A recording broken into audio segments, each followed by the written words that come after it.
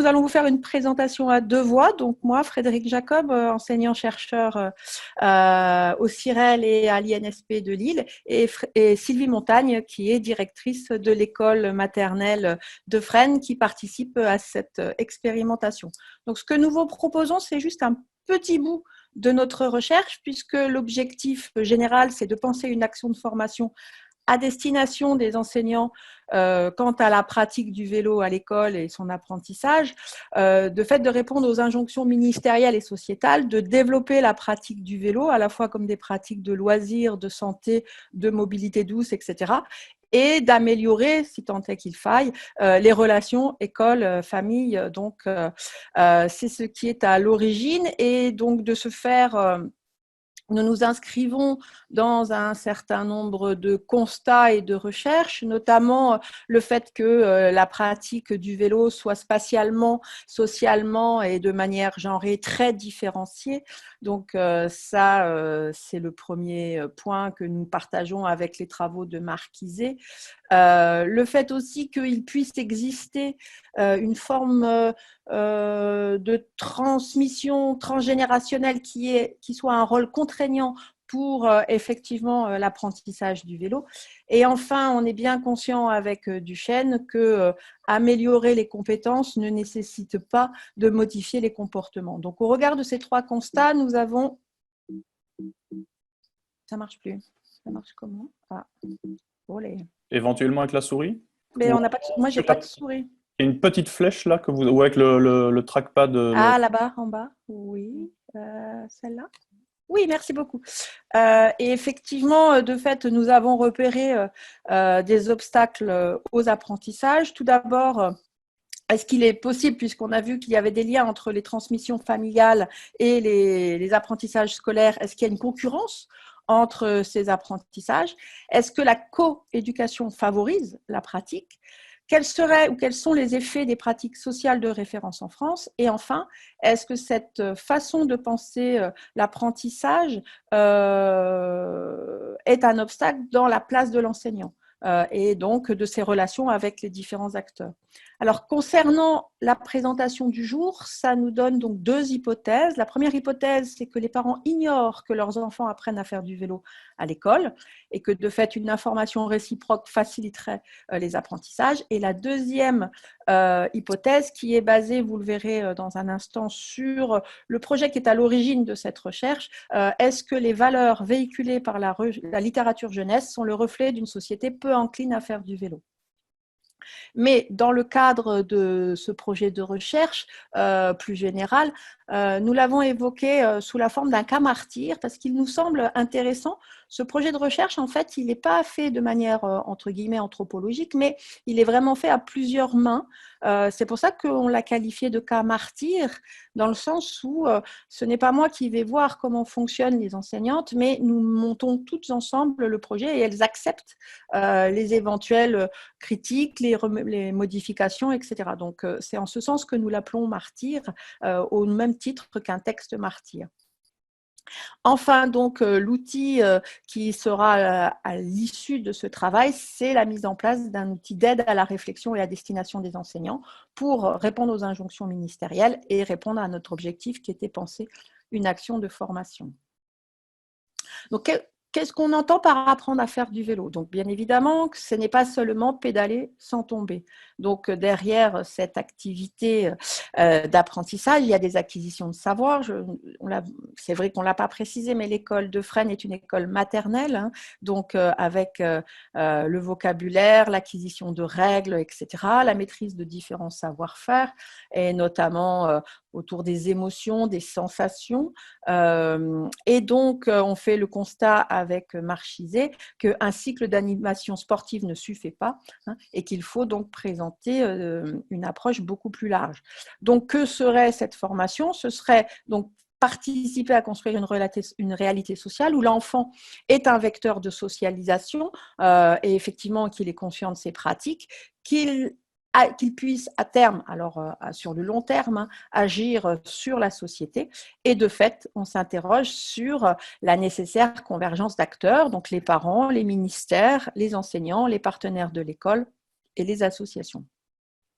Je vous laisse donc avec Sylvie qui va vous présenter donc son école. C'est une petite école classée REP, Réseau d'éducation prioritaire, avec 3 classes, 3 enseignantes, 68 élèves qui représentent environ 60 familles. On voit que cette école elle est située dans une zone urbaine avec une rocade juste à côté, une grande zone d'activité commerciale au nord. Et nous sommes juste à la sortie de la rocade. On voit qu'il y a beaucoup d'immeubles. Les enfants, pour la moitié des familles, habitent dans des immeubles. On a aussi des petites maisons. Quelques enfants qui vivent sur des camps de voyage, de gens de voyage. Et on voit que c'est une zone qui n'est pas vraiment favorable pour la pratique du vélo. Il y a beaucoup de voitures, il y a peu de marquage au sol pour circuler à vélo. Il y a, au niveau des familles, peu d'utilisation du vélo dans les déplacements. Dans ce quartier, on se déplace plutôt à pied, en voiture et en transport en commun, car il y a le métro qui mène jusqu'à Lille, qui est juste à côté. Une des caractéristiques aussi de ce quartier, c'est que les enfants sont beaucoup devant les écrans. Alors, les acteurs de ce projet, il y a les parents, les professeurs d'école, la Ville de l'Homme avec ses équipements, les documentalistes de la Ville de l'Homme et des partenariats avec des associations. Les projets. Alors, en plus de la pratique hebdomadaire de l'activité physique, piloter un engin roulant tout au long de l'année dans l'école, nous avons créé une malle de livres de littérature enfantine, albums et documentaires autour des mobilités douces. Et dans le cadre de la semaine du vélo à l'école, qui est un événement ministère de l'Éducation nationale, nous proposons aux enfants de venir à l'école avec leur engin roulant pour rouler dans la cour de récréation, avec leur équipement, casque, on en a aussi à l'école. On a proposé un atelier Dessine-moi un vélo pour les familles et les adultes. On visionne des films, des œuvres d'art autour du vélo. Et on travaille dans des petits ateliers sur le montage et le démontage de vélos. Alors, concernant donc cette recherche, on l'évoquait tout à l'heure, la première hypothèse que nous allons tester, c'était effectivement que les parents ignorent que leurs enfants apprennent à faire du vélo au sein de l'établissement. Et donc, de fait, une information réciproque faciliterait les apprentissages. Donc, pour ce faire, on a comme protocole de recueil des données 2 corpus. Le premier corpus, c'est qu'on a réalisé une enquête auprès des 60 familles effectivement de l'école en leur remettant un questionnaire très simple puisque l'école est en REP et que l'écrit est quelque chose d'assez difficile, d'autant plus qu'il y a quelques familles dont la langue française n'est pas nécessairement la langue de la maison. Et donc, on aura fait ce questionnaire très court, très fermé, avec beaucoup de questions fermées, relativement peu de questions ouvertes, quelques-unes, sur effectivement qui s'occupait du vélo, de l'apprentissage du vélo. Est-ce qu'ils savaient que leurs enfants apprenaient à faire du vélo à l'école, qui allait s'occuper de former au vélo, etc. Ça, c'est notre premier corpus. Donc, sur les 60 questionnaires, nous en avons récupéré 33. Cette passation de questionnaire a été faite l'année dernière, en 2019. Nous aurions souhaité la refaire cette année, mais effectivement, avec les conditions particulières qui étaient celles du confinement, ça n'a pas été très, très possible. Donc, c'est bien envers les parents sur ces relations apprentissage de l'école et on ne leur demande pas s'ils pensent que leurs enfants savent faire du vélo ou pas. Le deuxième corpus, c'est l'étude des programmes, donc depuis 1988. 1988 parce que c'est un moment où les programmes de la maternelle sont de nouveau écrits. Et donc, on a sélectionné tous les passages dédiés à la pratique du vélo sous la forme pratique d'engins roulants, etc. Et donc, les 2 corpus ont subi, si j'ose m'exprimer ainsi, un traitement statistique avec le logiciel Iramutech. Donc, qu'est-ce que l'on repère? On repère qu'effectivement, sur la grosse trentaine de familles qui a répondu, la grande majorité sait faire du vélo. Et que cette grande majorité de parents qui savent faire du vélo ont pour ambition d'apprendre à faire du vélo à leurs enfants. Et ça confirme bien ce que l'on disait tout à l'heure, que l'apprentissage du vélo nous intéresse parce que c'est vraiment une affaire de famille. s'il y a concurrence avec l'école, c'est ce qui nous intéresse, etc. Et qu'effectivement, c'est soit la maman, soit le papa, soit la fratrie qui apprend à faire du vélo. Donc, c'est vraiment une affaire de famille. Et quand on regarde l'équipement, ça confirme aussi ce que l'on voit sur les travaux de Marchizé et d'autres, c'est que les filles sont moins bien équipées que les garçons. Alors, les filles sont en bleu, c'est pas de notre ressort, mais c'est ainsi, mais ça tombe bien. Donc, effectivement, les filles sont moins bien équipées que les garçons en engins roulants, effectivement, et on voit, c'est même très particulier sur les vélos proprement dit. En revanche, sur la trottinette, c'est assez bien équilibré. Et c'était le constat que faisait tout à l'heure Sylvie, la pratique du vélo, la grosse majorité de ces enfants ne vient donc jamais à l'école en vélo. Et là aussi, il y a une très grosse différence entre les filles et les garçons venant un peu plus que les filles à vélo. Donc, ça confirme ce que disent les auteurs sur une pratique sociale, une pratique géographique, une pratique spatiale, une pratique genrée du vélo. L'autre, ensuite, on est allé sur l'analyse de discours proprement dit. Donc, ce que l'on voit, c'est que quand on interroge les parents, leur souci, c'est l'équilibre et la sécurité. Pédaler, c'est avoir l'équilibre et il ne faut pas que l'enfant se blesse. Quand, au travers des programmes depuis 88 jusqu'en 2015, ce que l'on repère, effectivement, c'est du vocabulaire beaucoup plus professionnel, si j'ose m'exprimer ainsi, avec le développement d'activités moteurs, etc., etc. Et qu'effectivement, on repère que la posture du parent, elle serait plutôt dans du transmissif, apprendre ses propres pratiques et d'une certaine façon, la manière dont il a appris à faire du vélo se transmet aux enfants. C'est ce qu'on disait tout à l'heure avec ce processus transgénérationnel, quand l'intentionnalité du BO et donc des professeurs des écoles va être plutôt constructivisme. Voilà, donc avec Brougère, on est assez d'accord sur cette distinction entre professionnels et parents, qui est quelque chose qui peut être, en matière de vélo, un obstacle aux apprentissages. D'autres façons de repérer, voilà, donc ça confirme ce que l'on disait. Apprendre à faire du vélo, c'est l'équilibre, la sécurité et la confiance, parce que si l'enfant venait à tomber, comment on lui redonne goût à faire du vélo quand le champ lexical, effectivement, des discours est un peu différent. Et si on s'intéresse donc à une autre organisation, je vais très vite parce qu'on a plein de choses à dire, donc on pourra revenir là-dessus. Ce que les parents savent du vélo, c'est ce que leurs enfants leur disent, et particulièrement le fait qu'ils font des parcours, etc. Et qu'il y a bien une dichotomie dans la hiérarchisation des discours avec l'apprentissage que eux envisagent pour les enfants. Ça, c'est le côté des réponses des parents. Quand on voit bien que les objectifs de l'école, eux, sont sur des pratiques de développement de l'enfant. Donc là, on ne valide pas complètement notre hypothèse, dans le sens qu'on ne peut pas dire que que les parents ignorent que leurs enfants effectivement apprennent à faire du vélo, mais on voit bien que quand même on ne peut pas parler de coéducation, que les échanges ne sont pas très nombreux et que effectivement c'est plutôt le retour des enfants qui est la source d'information.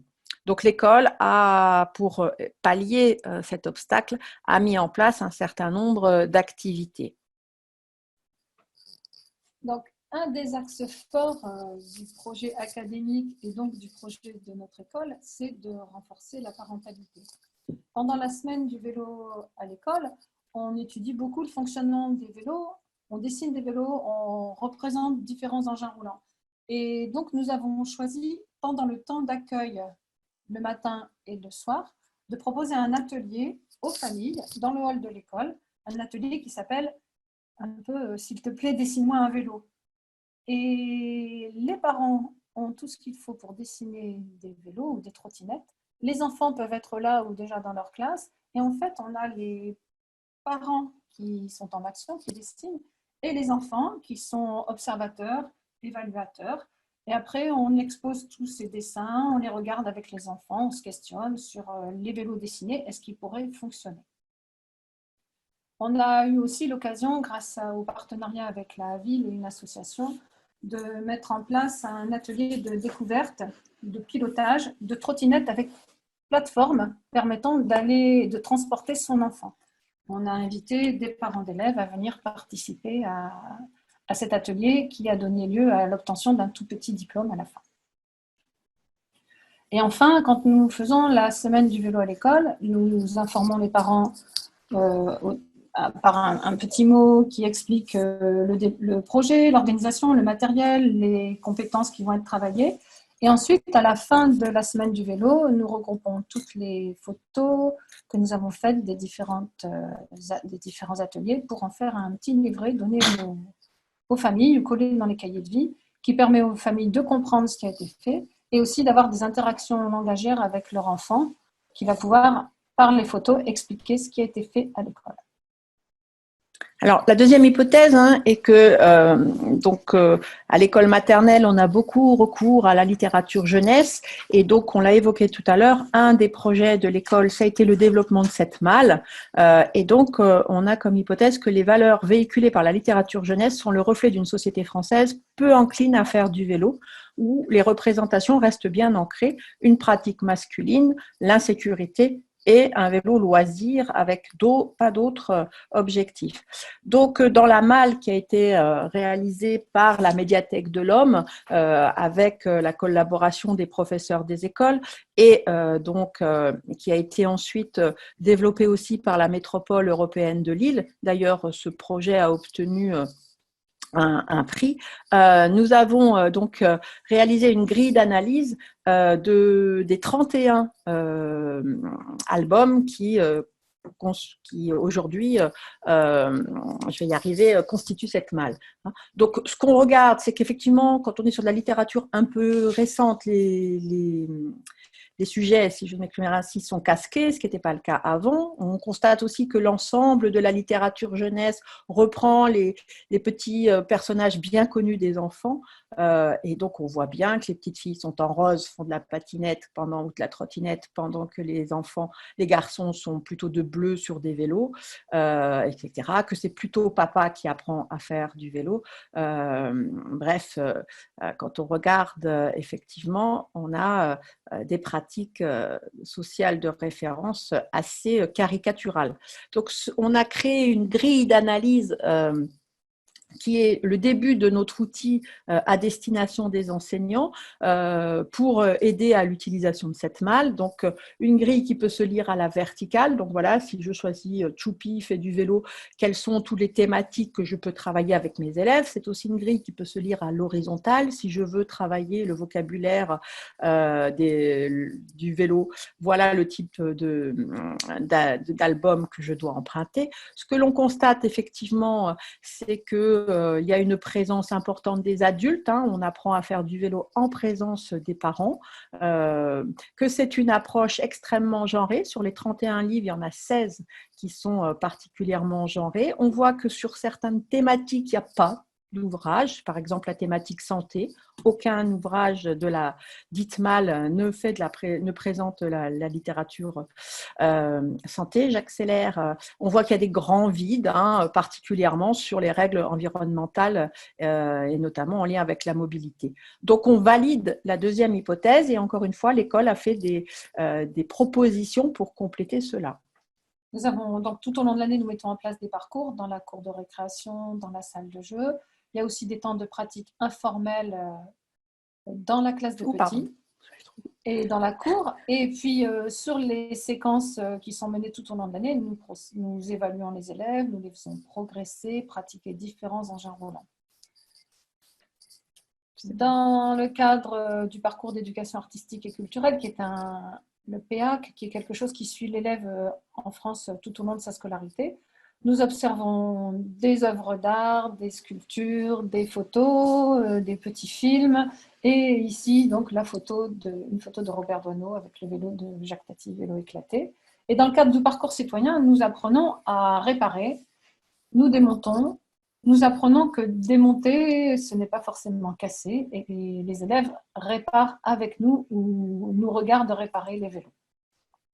Dans le cadre du domaine des arts visuels, on dessine, on construit et on produit des écrits autour de nos dessins sous forme de dictée à l'adulte.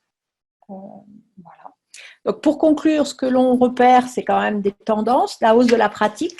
Voilà 2 photos, une en avril 19 et une en juin 19. Donc, juin 19, c'est la semaine du vélo. On voit bien que 2 jours où il fait beau, en avril, très peu de vélo, en juin, beaucoup de vélo. On constate effectivement l'achat de casques, ça a été vu dans les questionnaires, que de plus en plus les parents font des cadeaux aux enfants et que, là encore une fois, la commune suit par l'installation des racks. Voilà, on va terminer ici, on a fini. Alors ça, on ne le fera pas, on n'a pas le temps. Et voilà, merci.